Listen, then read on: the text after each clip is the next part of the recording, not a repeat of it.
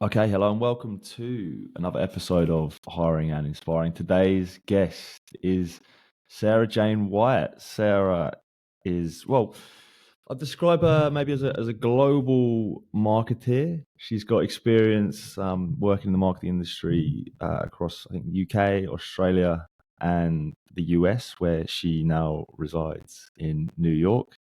She's recently, very excitingly, started her own business, her own coaching business. She's also an old friend of mine from university, going way back. Shout out Coventry University, by the way. It's a good opportunity for me to catch up, and I'm really looking forward to hearing about her journey most recently, and in particular what she's doing at the moment. I think it's really cool. So, Sarah, with that introduction, welcome to the show. How are you getting on? Hi, Joe. Thank you so much for having me. I am great. Life is good and very excited to be here. So, yeah, we're doing very well. Good to hear. Good to hear. So, if we start in the present, I mentioned it just now. You've recently, I think, sort of 6 months or so, started your own coaching business. Just give me the elevator pitch. Tell me a bit about what it is you're doing at the moment. Sure, absolutely. So earlier this year, I set up my own business, as you mentioned, and it's within marketing and mindset coaching. So what that looks like is one-on-one coaching or having coaching to essentially help small business owners and really understand their values, their intentions, and provide strategies and tactics to help them with their marketing. So specifically looking within the life coaching industry, so someone who has their certifications and they're looking to attract clients, making sure that they're saying the right things, doing the right things, crossing the T's, dotting the I's to attract the clients that they want to have and have the businesses flourish. Amazing. You mentioned small business owners. Is that like your sort of target client particularly, or is there a target client that you're sort of typically working with at the moment? Yeah, good question. So typically, going into this business, what my intention and my focus was to specifically be within the life coaching industry. Um, just because it's a business that is booming, there are a lot of clients, and it's my kind of natural progression of how I kind of came to launch my business. And where that's kind of really coming to is with the content that I'm posting and things that I'm talking about.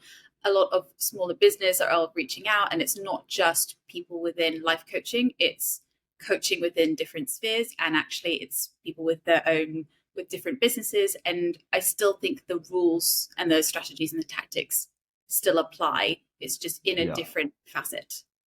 So initially it was you're coaching coaches, but you're also coaching smaller businesses to improve their marketing activities. Is that right? Correct. Yes. Cool. Yeah. So say I have my own business or something like that, and say I came to you and we're interested in your services. What kind of things? I guess it's obviously different business to business, but just maybe generally speaking, what kind of things would you provide? What kind of services do you, provide your clients? Yep. Great question. So I'd say there's the kind of biggest package is in terms of one-to-one coaching, so that we're looking at brand identity, we're looking at mindset, we're looking at all different practices. There's also social media audits, so perhaps you know exactly what you want to do, just want to kind of have someone have a bit of a once over on social media profiles, so which is also very popular with life coaches as well. And also, so it's mostly with let me let me start again. So in terms of like one-to-one coaching, it's having that guidance and assistance to really kind of go through I call it using an analogy of having like a bite, a snack, and a meal. So that one-to-one coach is a real like it's a meal, it's very meaty, it's hearty. We're going into everything. So for someone who isn't familiar with marketing to really understand what they have, what they need, and empowering people to then be like, right, I know what I'm doing, I'm going off. And so my job is to make sure that people have the tools and people have the understanding from a marketing perspective to go off and do what they need to do. Mm. And then if we're talking about a kind of a snack, if you will, so a social media audit, so we'll have that one time, whether it's a bird's eye view, have a real understanding of what someone needs and what someone kind of needs to go off and do. And then from sound bites, it's more just initial, like smaller kind of conversations and more kind of online presence and online communications. Mm. Is there like a main problem or like sort of a challenge that your clients have at the moment? Is it like something that's quite typical at the moment that you're finding that your services are helping with, so to speak? Yeah, definitely. I think a lot of coaches are focusing on their practice and focusing on what they love and what they want to do. And with that, not a lot of people have experience in marketing. And it might be from Yeah. information that they see on social media and kind of ingesting that information. But when someone, for whatever reason, oh, I've frozen. Can you still hear me? Yeah, I got you. Yeah. Okay. Sorry, I can see that I'm frozen. So with social media, what might happen is people will have an understanding of what they think might work. A really good example is someone who owns a gym will have a certain class that they want to promote, and therefore they might have, okay, I'm going to put $100 on Instagram ads, and kind of like $100 on red kind of mentality of, Okay. let's just throw this out there, let's just see what happens. And if you're serving ads to people who are already members of your gym, you're essentially wasting marketing budget. So while there's nothing wrong with the small business doing that, it is also wasting their business budget. So having that understanding and insight to be like, okay, I could do this, or I could do ABC, I could tweak this targeting, I could do smaller changes. It's really going to give people a bigger bang for their buck. Mm. And when you're a small business owner, that matters, and that means so much more than when you're a larger global tech company. So they often they know their business, they know what they're doing, that's what they're passionate about, but they don't know marketing, right? And that's where you come in. Correct.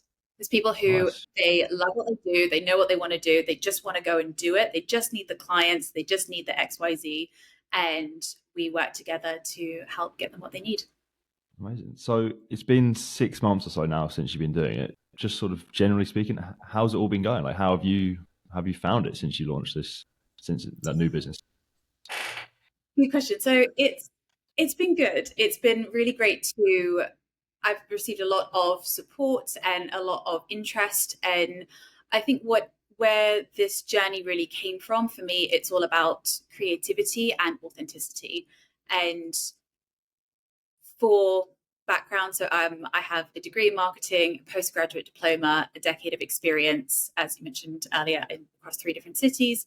Um, what that has taught me is there is so much to share and there's so much to learn, and everyone has a different experience. People within the same marketing team can have different experiences, and with that, this kind of journey of sharing what I think is interesting, sharing stuff that I'm just calling out things in the industry that I personally don't agree with, or I think actually could be really beneficial to people who maybe don't have that marketing background.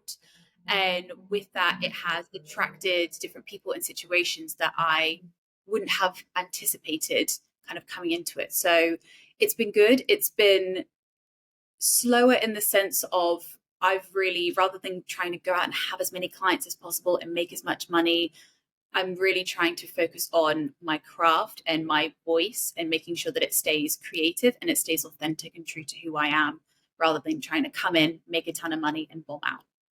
Yeah, that's actually what I was just going to ask. What is the sort of the goal of it? Are you know, it doesn't sound like you're just trying to make as much money as possible, or is more of like a project for you and to sort of just to help other people by the sound of it?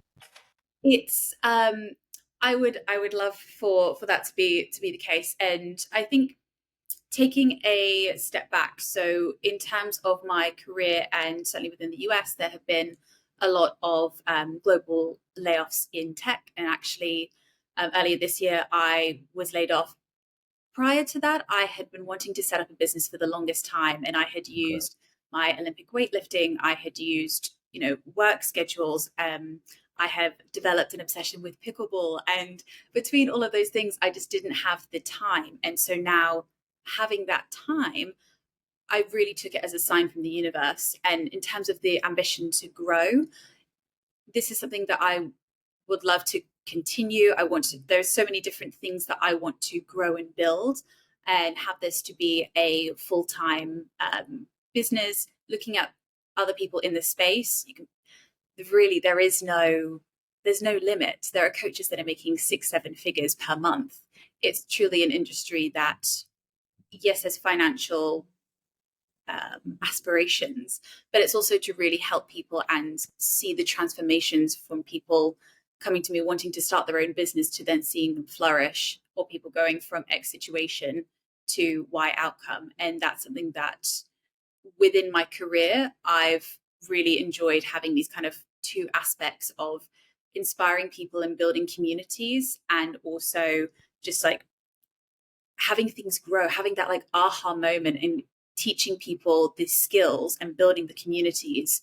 And by having those two things, like kind of giving people the tools and watching them flourish.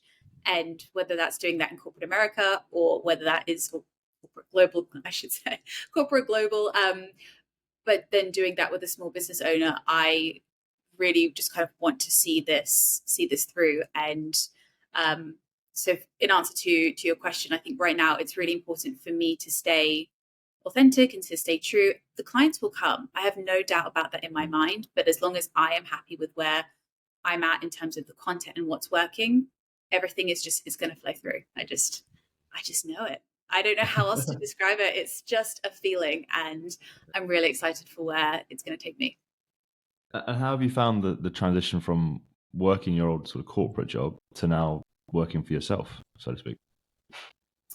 Well, it's definitely different. I'm a great boss. No. It's different when you have different. I was going to say rules and procedures. It's not quite the correct term, but you have certain mental shifts when you are your own boss. Your timeline is whenever. So rather than being kind of chained to a desk or chained to a laptop, so to speak, it really does give you that freedom and that flexibility. And if you overplay a strength, it becomes a weakness. So you can say, okay, I'm not going to work for the next X amount of time, but also that means you're not kind of getting what you need from a business perspective. And I think there's a fine line of really pushing yourself and keep adapting a lot of the kind of time frames, if you will, of a business working day, but at the same time, but at the same time, just let me rephrase this. I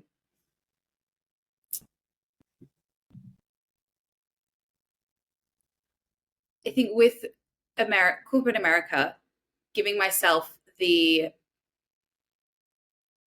room to grow, whereas when you have client feedback, meetings, whether you're managing people, you have all these kind of different factors rather than that are separate to a job description. Being able to just do what I love, and when I care about people, being able to show up for them and show up in that capacity, it's a huge advantage. Now, the disadvantage is everything is on me. If things work out, it's on me. If things don't work out, it's also on me. And there's a responsibility that is greater than I've ever had. And there's a phrase when people say like new level, new devil. And so there will be different things that I now have to work on that I didn't have to work on before. There's something like a financial responsibility that I now have that I didn't have to worry about or didn't have to think about when I was working for a large company. Yeah, I can imagine, like, but when you're doing your previous role, you had your job, like you say, your job description, you worked in marketing, and then now you still work in marketing doing your business, but you're now a business owner as well. So there's now different layers of, you're not just marketing, you're, everything, finance, operations, whatever, sales, that's pretty cool. Like, I don't know, it sounds like you're really like enjoying the challenge of that and trying to sort of really rise to the occasion of it. Lots of hats. Yeah. Lots of hats. I was going to go back to, you mentioned about how it's always been like an ambition of you to do this. Have you always kind of felt like you've had that entrepreneurial sort of spirit? I don't know, that's a bit of a weird term, isn't it? But like some people, I feel like some people are always the best entrepreneurs. There's something in them. They've always kind of wanted to do it. Whereas, I quite like working for my company. I don't necessarily feel that, but some people like yourself have obviously always had that feeling inside, and now you've made the leap. Is that something you've always had?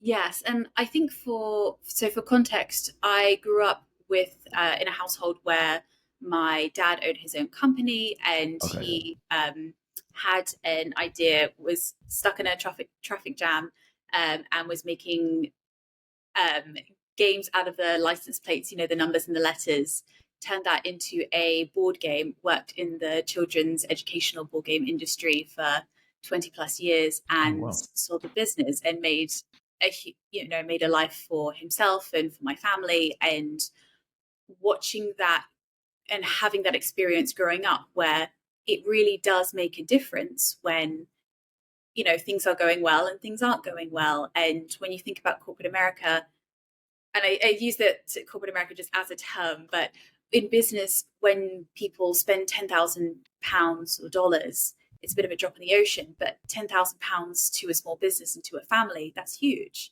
And I've always said from a very young age, I knew I always wanted to go to university, and I always wanted to own my own business. I had no idea what it was going to be, how I was going to do it, but again, just a gut feeling. And I spent a lot of my 20s traveling and having a lot of really fun experiences, and now I feel like this is the time. Did you have like a moment, like you were, I need to start my own business, or this is what my coaching business is going to be, or did it sort of evolve over time? Because I've had moments where sometimes I've literally just been like, when I moved to Melbourne a couple of years ago, I was literally just out on a walk. I was just out on a walk, and a thought just came into my head: you should move to Melbourne. And I was like, I need to do it. Like sometimes the best ideas just come to you randomly like that. Was it like that, or was it always something you'd been working on? Well, I guess what I would ask is, when you had that moment, did you kind of go on that walk, go home, pack your bags and leave? Or was it kind of more of a transition of, okay, let's move to Melbourne, and kind of what that time frame was between having that thought and taking that action? I had the thought, and then it did take some time for, I had to sort out a few things in Sydney and actually make the move. But I had it wasn't like I moved the next day and packed my bags, but I had the thought, and it just that makes sense. And in my mind it was done. And then it was done. It did take a bit of time to actually transition, but only maybe a couple of months. So yeah, it did. It was just stuck in my head, and I was like, yeah, that's what I need to do. Yeah, it's similar and I think to take it kind of to have a full journey, if you will, I have always known I've always known that I wanted to set up a business, and what that would be was, again, just something. It's been more of like a intellectual curiosity of different things that I've dabbled in, and outside of marketing and my extracurriculars, if you will. I played a lot of squash growing up at university, and now I have been in Olympic weightlifting for 2 years. I actually just had a competition yesterday. I am a big pickleball fan, and with all of these things, sports something that I've always just been very connected to, and I've wondered, would it be more in the kind of the fitness space and online? And again, it's something that I've had this curiosity with, and tried these different things, and actually thought, no, this is something that I love and I do as a hobby. I don't necessarily want to monetize from it. And it's through my personal journey from life coaching, going through my own personal experiences and my growth, to then get to a point of, wow, this has been really transformational. I love life coaching, but again, it's just something that I have an appreciation and a passion for. I don't necessarily want to monetize and kind of be involved in that professionally, but I love my career and I've loved what I've done so far and those experiences. And that was kind of going back to seeing my dad and kind of growing up with that small business. What if I can use everything that I've learned in my career and kind of help people like that, and kind of have that as the next step? Yeah. So you was like, I've got the 10 years marketing experience. Let me take that, because I've got the experience, I've got the reps, I've got all the knowledge and everything. And then now I've done it. Now I can take it and do my own thing. It just felt like the right time, right?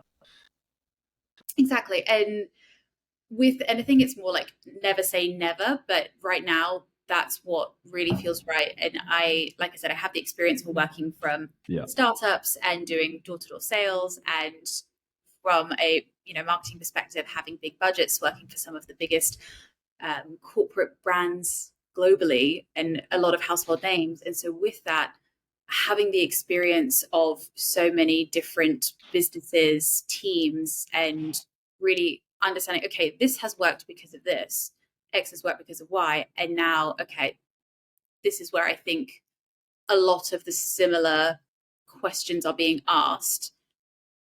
And I think even though some information is out there freely, I think people don't necessarily translate it to them. And I think people really need to have that support one-on-one and to be able to make their business a success. Mm. So let's say someone's listening to this and they're feeling inspired that, Sarah's left her job in corporate America and started her own business. Say someone wants to do that. I know you're still quite early into the journey, but what advice would you give them, given your experience so far? Great question. So I would say listen to your intuition. If you are walking down the street and you decide, I'm going to move to Melbourne, that's your gut talking to you. If you decide, okay, I know I want to do this and I don't know in what facet, listen to that voice and continue to ask questions, whether that's asking signs from the universe, whether that's kind of having that internal conversation and really like lean into that dialogue, because you will know what it is that you want to do. So definitely listen to that more and build structure. So whether that is, I'm going to have 10 minutes where I'm going to dance around my apartment and I'm going to get all the energy everywhere, and then I'm going to film content, or I'm going to write X or do Y. Having that structure, I think, is the most beneficial thing, because when you think, oh, okay, I could do this, I could set up my own business and then I could spend 3 hours on TikTok. I could start my business and then I'm just going to get into Instagram. And it's then easy to kind of, if you use the metaphor of like a hamster wheel, it's very easy to like lose that momentum. And then before you know it, you've kind of already left the wheel before you've even started. So giving that structuring, making those small promises to yourself of, I'm going to spend 1 hour this week researching X because I know it's going to help me in the long term. What you just said there about just starting, getting on that hamster wheel. Actually, I saw something on your Instagram that you posted when I was just thinking about having this chat earlier on. It was a quote you put, and I thought I liked it a lot. It says, "Just start, do something, turn the energetic wheel, take action, even if it's messy. Everything will work itself out, but you have to take the first step." Is that what you sort of meant, or what did you mean by that quote? So? Absolutely. I think when we're talking about I think a lot of the time when people talk about like manifestation, law of attraction, and putting yourself out there, it's so important to take that step, to be bold, to start, even if it's really, really messy and ugly, and it's something that maybe makes you feel cringe. It's like, embrace the cringe and do it, because once you do it, you go, oh, that was terrible. But I know next time, okay, I know I need to talk about X, or I know I need to do this. And once you kind of build that momentum, and, had I not started posting content, had I not had the courage and the confidence to do so, the clients and people that I've been working with wouldn't be reaching out to me. We probably wouldn't be having this conversation. And exactly, so it's building up, and there will be a day where I'll be on a if I'm on my chapter 1 now, I might look back at my chapter 12 and be like, oh my God, I said that, I did this. And it's just it's all part, but if you do nothing will change. So I think a lot of people, when they want to start something, they spend too long like planning it all out or thinking about it, or talking about it. Like that talks talks cheap. Actions where it actually happens. Like that's my advice. I love that advice. It's just start. Like even just with this podcast, like I was like, right, I want to start a podcast. How do I do that? I don't know. Right, I'm gonna buy a mic. so day one, I'm gonna buy a mic, and that was it. Like that's all right. I've started. I bought a mic, and then next step, right, make a name for it. And it's just little steps like that, and it's amazing how just when you get that momentum, stuff comes off the back of it. Yeah. And you can apply it to pretty much like anything, like any sort of starting your own business is a great example, I guess. You probably just started posting, and off the back of it, it's now where it is today. There was there was one more quote actually I just remembered, but I wanted to pick up that I liked. It was, "Are you getting through the week or getting to do the week?" What did you mean by that one?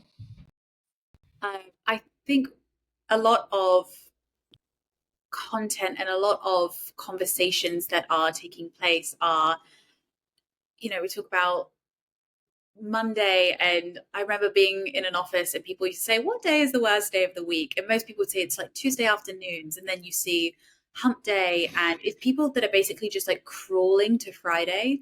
And then when people get to the weekend, they're either engaging in behaviors to essentially try and disassociate from Monday, or, well, I think that's just a lot of what the narrative is. And so really looking at where people are at in their mind, and again, looking at people's mindsets, the days of the week are never going to change. It's always going to be Monday to Sunday.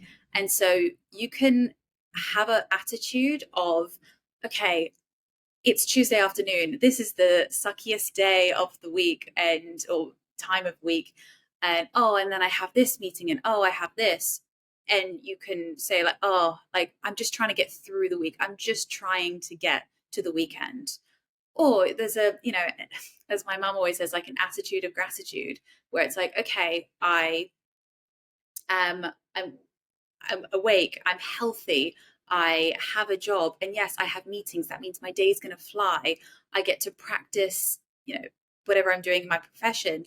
I get to speak to people who are really intelligent. I get to learn things, even if those things that I'm learning is like how not to be in life. I'm learning so much, and I'm having this completely different attitude and perspective of the day. And so that's where that kind of comes from. Of a lot of people will say, like this sucks and that sucks, and it's like, yeah. And it's, again, not to coat anything in toxic positivity, but it's also like when you change your perspective changes. And so that quote of, are you getting through the week? Are you just bypassing and cruising till the weekend? Or do you get to do the week in whatever situation you're in? Yeah. I like it. I think you can relate it to like the example of, say, you have to take the rubbish out or the trash out. Sorry, in the US, take it out. Like you go, I've got to take the trash out. Nightmare. But then it's like, I get to take the trash out. Like, I get 30 seconds where I'm just on my, where I can have a bit of peace and quiet. And that's just that whole mindset switch. On that stuff, like, just talking to you, I can tell, like, you're really good at it, by the way. I feel inspired talking to you. Is that the kind of thing you talk about with your clients, like that whole mindset switch? Is that where they need a bit of help a lot of the time? Well, I think it's very much, it blends into each other. So when we're talking to someone who wants to set up their own company, you have to have confidence and you have to have clarity, because people don't buy from confused people. And there has to be if I came, into this conversation saying, yeah, I think I have this thing, and like, I don't really know, and it's called mindset and marketing. And I'm like, Joe, my marketing and mindset coaching, like, let's talk about it. Let's get into it. It's there's two different types of attitudes, and with that, I think a lot of people want to start their own businesses, and there's someone in particular who wants to start their own coaching practice. I was having this conversation not too long ago, and they have an incredible story and they have an incredible idea of what they want to do, and just talking about it, it's going to be amazing. But the perspective is, they don't feel like they're good enough. They don't feel like they look a certain way that is within the industry currently, and they don't feel like they have what it takes. They're comparing other people who are very well versed in the industry, who've been doing it for a very long time, and they haven't even started.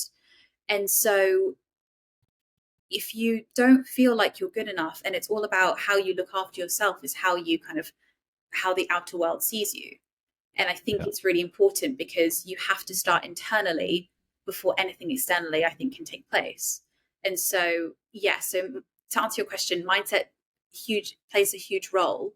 And it's really understanding people's clarity and their confidence. And before we can even come to the business kind of missions and values and objectives, how are you as a person, and how are you going to pull up to the table? Because I can give you all the strategy, all the tactics, I can give you the experience, and I can tell you where things have worked out and where things haven't, and what I think can work well for your business. But if you don't feel like you can do it, if you don't feel like you can take those action steps and actualize them, I mean, we can do it, but it's not the best use of your money. And I don't think that that's the right way of doing business. What you were just saying there about maybe, you know, they don't necessarily believe in themselves, or they're comparing themselves to others. It sounds like there's quite a bit of that imposter syndrome that you're trying to get them to overcome. How do you go about doing that? What advice would you give them? Yeah, definitely. It's a secret sauce. It's looking into, like, there's imposter syndrome, and then there's limiting beliefs, and the core beliefs that people have about themselves. And so looking at things of, if you might have a fear of public speaking or a certain challenge, where there's an emotion attached to that. So where has that emotion come from? And just using public speaking as an example, is it, for example, you were at school and you had to give a presentation, and someone made a comment and everyone laughed at you, and you felt a lot of shame and you felt a lot of guilt, and that has stayed with you. And therefore, when it's come to public speaking, you therefore don't feel like you can do it. So therefore, you know, you have ABC reaction when it comes to public speaking. So almost like rewiring that subconscious belief and rewiring that kind of thought process is so important. And so in terms of how to do it, it's a lot about releasing that emotion. So we're talking about like journaling, we're talking about speaking to ourselves in a positive way. It's a lot of practice. So whether that is having a 2-minute topic on how I took the trash out today, and we're going to talk about all the emotions that we felt, and we are rehearsing that to ourselves in the mirror, and we're listening to affirmations. There's an app called Think Up that you can speak affirmations into, and you play it while you sleep.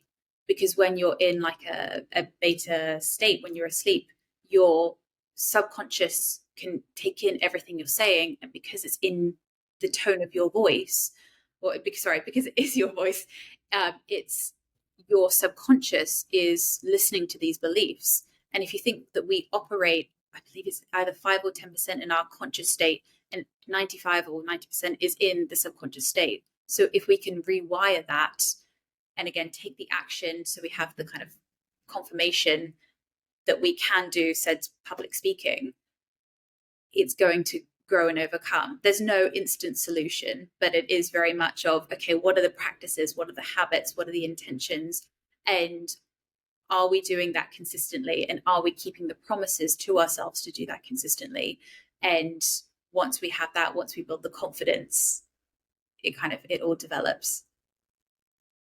Yeah, that confidence just comes from, like, as we were talking about before, like just doing the thing though, right? You've got to just somehow get over that hurdle. I always think, like, whenever I feel, don't know what you think about this, what your advice would be, like whenever I sort of feel that imposter syndrome, I remember that everyone else feels it, you know, like everyone at some point feels it to some degree. Like you feel like, you know, I'm going to start, you know, you might have started your own business. You might have felt it like, I'm not a business owner, but then you know, the most successful business people, when they started their company, they may have felt that in the first place.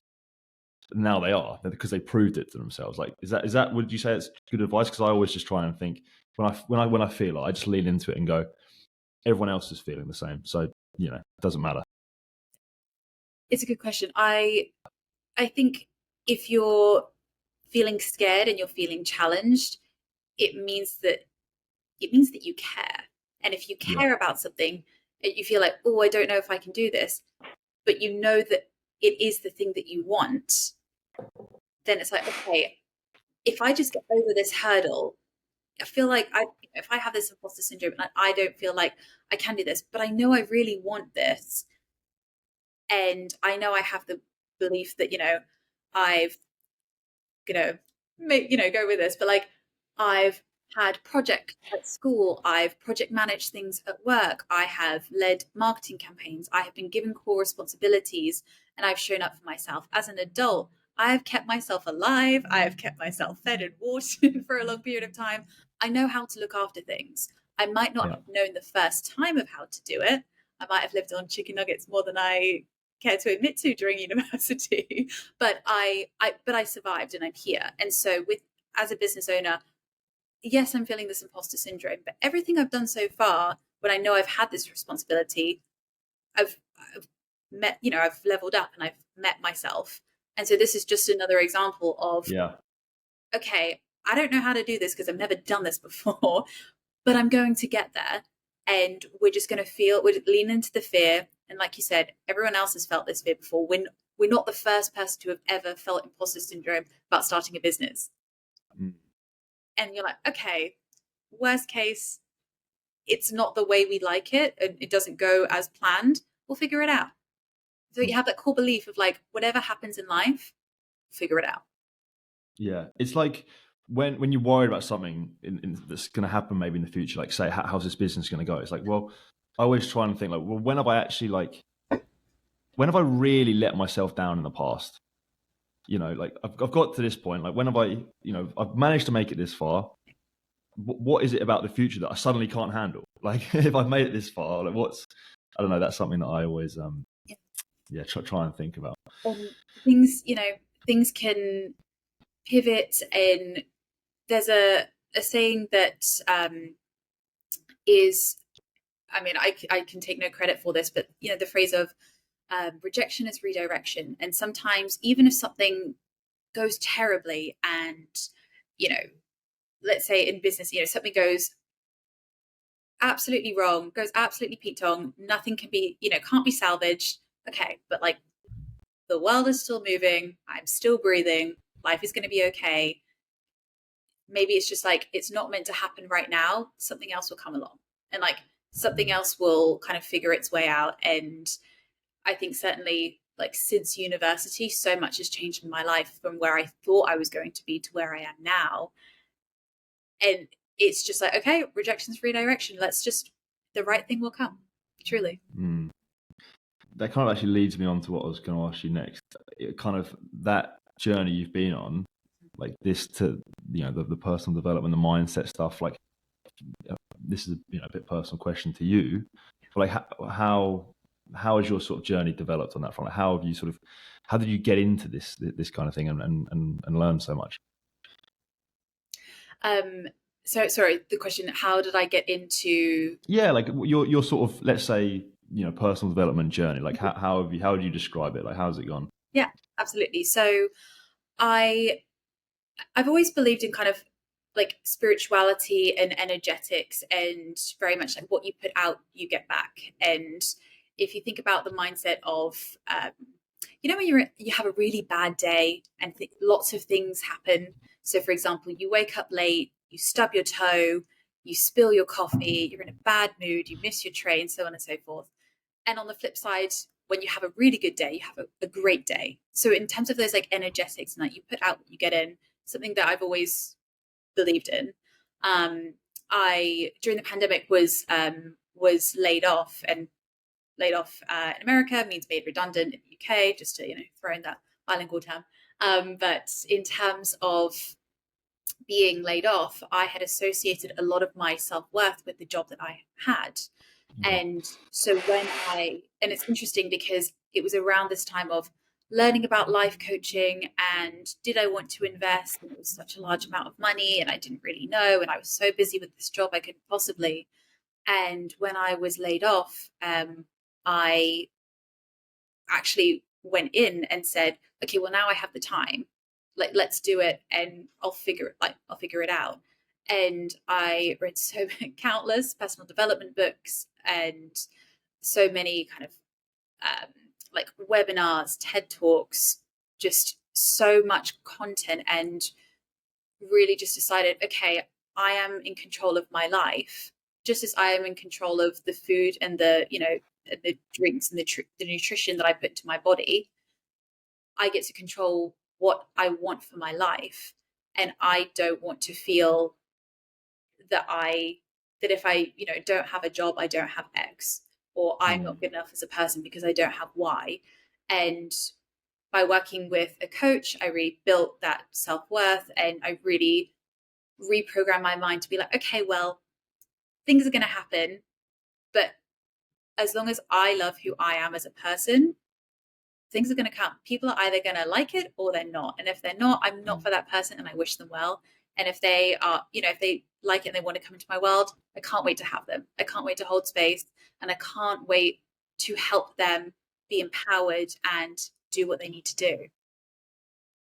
So it sounds like that redundancy, getting laid off in the pandemic, that was quite a big moment. Huge for you, because you could have gone it sounds like you could have gone like one or two ways. You could have gone, throwing your toys at the pram, feel sorry for yourself, just lost my job, pandemic, blah blah blah.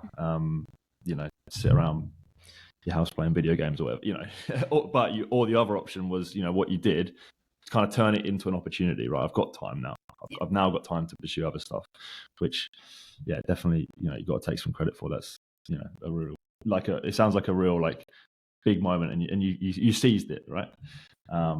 Definitely. I was, living in New York. I was far away from my family, and it's, yes, I could take out the violin and kind of and play that tune.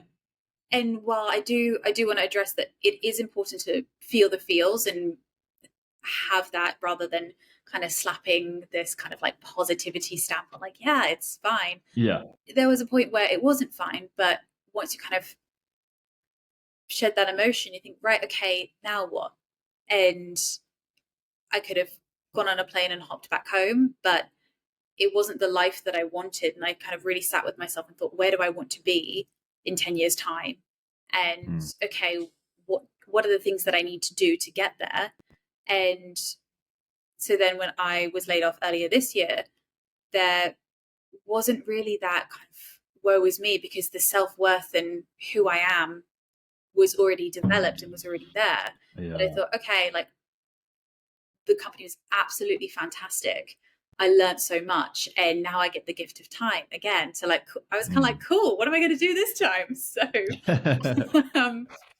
it's, yeah, there's a phrase that I that I really like, that it's the same boiling water softens the potato but hardens the egg. So it's not about your circumstance, it's about what you're made of. I like that. It's a little bit cheesy, isn't it? Yeah.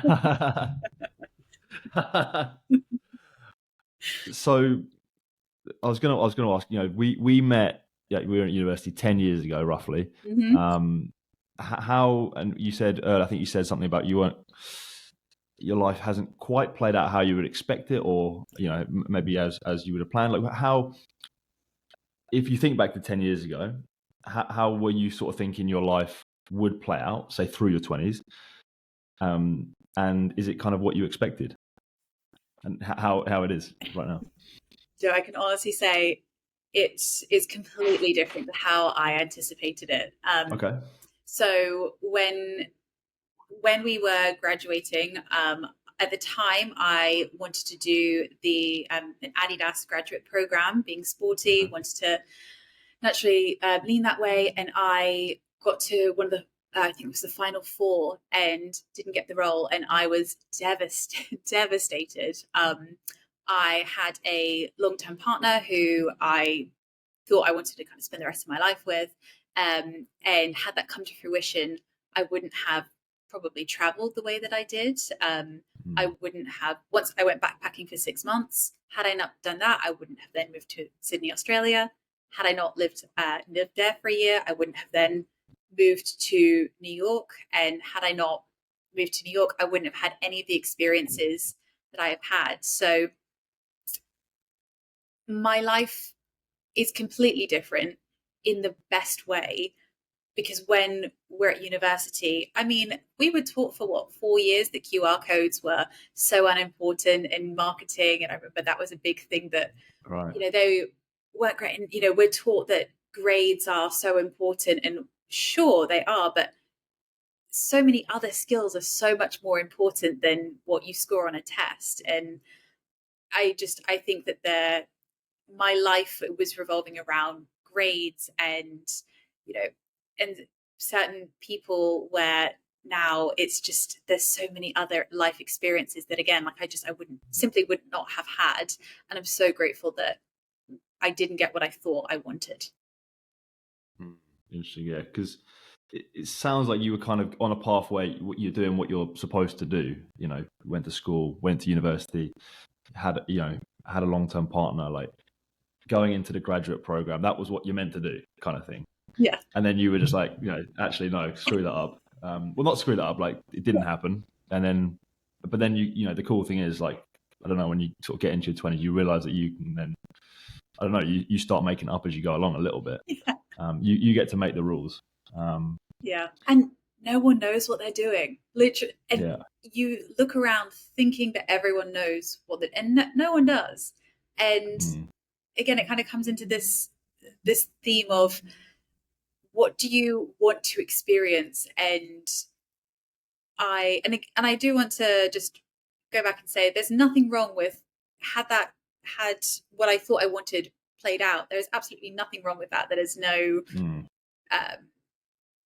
looking down or badly upon that life. It's just, now that I am where I am now, I know, and having known myself back then, it's just things would not be, I wouldn't be the same person. And my life has changed, both geographically, I think spiritually, and I think just on the whole, sometimes things don't always go, by things not going the way that you planned, you have an appreciation for when things do go right. And that's really been a huge part. I sound very cheesy and cliche, that I wouldn't change a thing, but it is so important. And it's really just, when you're at university, you club together with the people based on circumstance, based on your grades, locations. But now, the older you get to choose, okay, well, who do I want to go and have a beer with at the end of the day? Who do I want to go and spend time with? Or who do I want to keep in touch with? So it's important. Next question. Yeah. We've talked a little bit about your sort of the last 10 years, how, your journey and your experiences and everything over the last, from age, 20 to now. You're the same age as me, 30, right? Correct. Around 30. So this is a hard question, but what do you think the next 10 years look like? Because it's something I've been thinking. I turned 30 the other day. I was like, been reflecting on my 20s, like, okay, that's happened. What does the next 10 years look like? And like you say, no one knows what they're doing. Like, I completely agree. Like, I'm for one, I like to, at 30 years old, I know more than I did at 20, right? I've got enough that I had no idea what I was doing at 20. At 30, I know enough about me. I've figured out who I am as a person, I like to think. But I'm just making up as I go along in terms of life. The next 10 years, I'm just like, right, what's next? I don't know. What are your thoughts on that? It's a good question. So just kind of adding to your point, I think there's the 3 Fs. So for your 20s, it's effing off, effing up, and effing around. And what I mean by that is, you're experiencing different things, trial and error, and you make mistakes and those things happen. But I think now it's really understanding what it is that I enjoy and really kind of delving into those more. So for me, that means like with marketing, with coaching, I truly feel like coaching and helping people is my calling, and delving into that more. So how can I help the most amount of people? And whether that is one-to-one, whether that's through courses, online products, like what can I do to have the biggest ripple effect? And I don't mean that from an egotistical perspective. It's more of how can I truly help people? And what does that look like? So that's more courses, clients, fun, and just like creativity, and how that will take place. Not a clue, but that's the fun of it. Yeah, I'll of tell you course, when I'm yeah. 40. So. We'll do another one of these in 10 years. Yeah, I can't wait.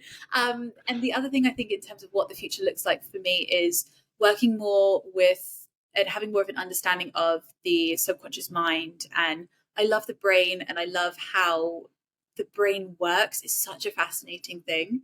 And so understanding more about rewiring your subconscious and that kind of like mindset, energetics, that field is definitely in my future. Again, one aspect I haven't quite figured that one out, but I'm diving into the pool of it, and we'll see. Yeah, that actually leads me really nicely on to my closing question around the idea of success. You've talked about things that you're passionate about, that you mean a lot to you. What does success mean to you in your life? It's a great question. So success to me looks like staying authentic and staying very intentional. It is creating what feels right for me and continuing to do that. Of course, there are like financial goals that I would like to hit and kind of that success. But success to me looks like clients coming to my business, having said experience and saying, okay, I achieved this, or I learned so much, or this is where, I was at A and now I'm at J, and having that positive experience that empowered them. That is what success looks like to me. And personally? I mean, a couple If of that's more Ferraris professional. Personally, success, it looks like the people around me, so my friends, my family, everyone being healthy and happy. That to me is success. And without those two things, nothing else is that important. I see personally, I see having a family, like that type of thing in my future. And so again, being healthy and being happy, having those two things with, my current family, my future family, having that all together, that if I have those, I'm doing pretty great. Yeah. Love it. Sarah, thank you very much for joining me on the show and the conversation. Really enjoyed that. Heaps of wisdom there. Love your mindset on, all things life, to be honest. Really great stuff. Thank you for joining me. Thank you for sharing about your experiences, your journey, and that kind of stuff. If anyone's listening, where can people check you out? Where can people check out your business? Amazing. Joe, thank you so much for having me. I've had the best time. You can find me on Instagram, so Sarah-Jane Wyatt, so Sarah-Jane, all one word, _Wyatt, WYATT. And I look forward to seeing you guys there. Sarah, thank you very much. Thank you.